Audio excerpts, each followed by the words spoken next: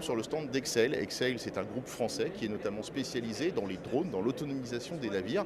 Et pour en parler avec nous, Guillaume Eudeline. Bonjour Guillaume. Bonjour Vincent. Alors justement, vous êtes responsable de ces beaux jouets, de ces USV, notamment le Drix. Alors, c'est un engin qui a déjà de l'expérience, le Drix est déjà opérationnel. Alors le Drix que vous voyez ici, là, la petite maquette, c'est un bateau qui navigue depuis 7 ans maintenant, qui a été produit à une trentaine d'exemplaires, vendu un peu partout dans le monde, avec 3 points principaux, une exceptionnelle tenue à la mer, une fiabilité à toute épreuve et une capacité à opérer dans des états de mer dans lequel un bateau normal ne peut pas travailler. Donc il va travailler tout seul et qu'est-ce qu'il va faire il est conçu pour quoi ce drone? Ce drone est conçu pour de la collecte de données sous-marines initialement. Il a été fait pour.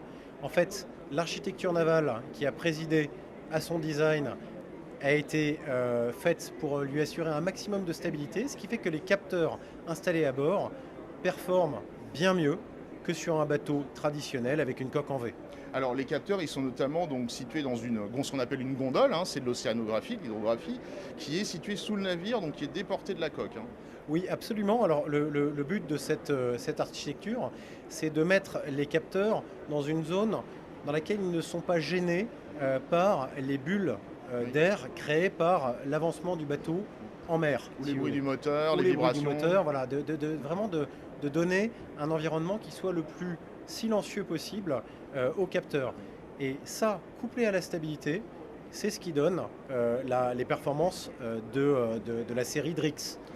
Alors, premier Drix, donc le H8, sorti en 2017, 8 mètres de long. Et puis cette année, vous avez fait beaucoup plus gros, hein, le O16. Donc là, on a vraiment un drone qui est océanique, qui peut traverser, par exemple, l'Atlantique. Oui, alors absolument. Bon, déjà, tous nos drones, hein, que ce soit le Drix H8 ou le Drix O16, sont capables d'aller offshore, pour les raisons que j'ai évoquées précédemment de tenue à la mer. Alors on a sorti le Drix H16 parce qu'on voulait aller encore plus loin. Le Drix O16, pardon. On voulait aller encore plus loin. Donc avec le Drix O16, vous avez 30 jours d'autonomie. 30 jours d'autonomie par rapport au Drix H8, où dans le meilleur des cas, vous allez avoir une dizaine de jours, si vous voulez. Donc 30 jours, distance franchissable 2500 nautiques à 8 nœuds, c'est colossal.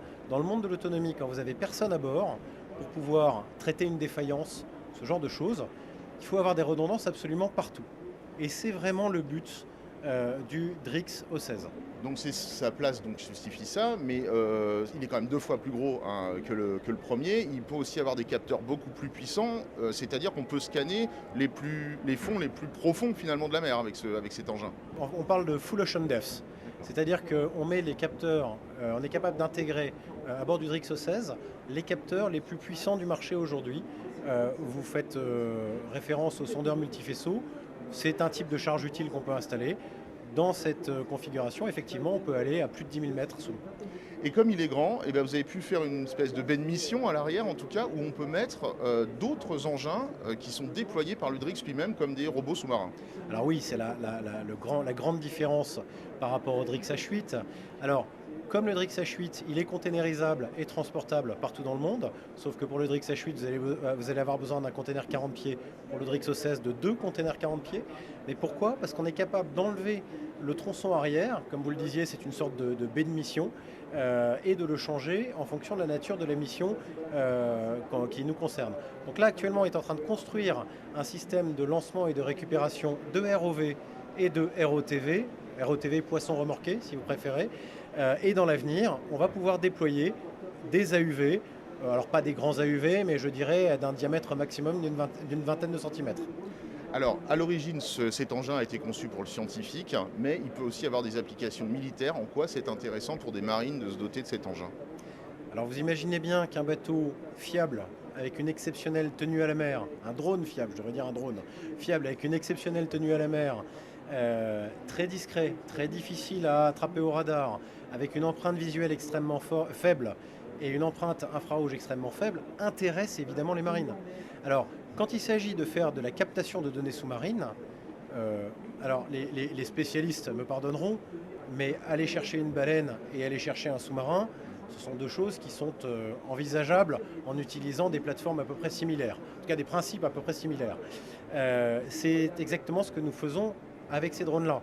De la recherche de données sous-marines, mais également, compte tenu de leur stabilité, une capacité à assurer une tenue de situation tactique en surface, voire, pourquoi pas, dans l'avenir, développer d'autres capacités. En tout cas, on offre une plateforme qui permet d'intégrer n'importe quel type de charge utile. Voilà. Première sortie, première commande, vous espérez ça quand? Alors la première sortie, c'était il y a 4 mois. On l'a mis à l'eau il y a 4 mois. Une semaine après, le Drixo 16 était déjà en train de naviguer. Et première commande, on espère ça d'ici la fin de l'année. Merci Guillaume Eudeline. Je vous en prie. Et bon salon. Merci Vincent.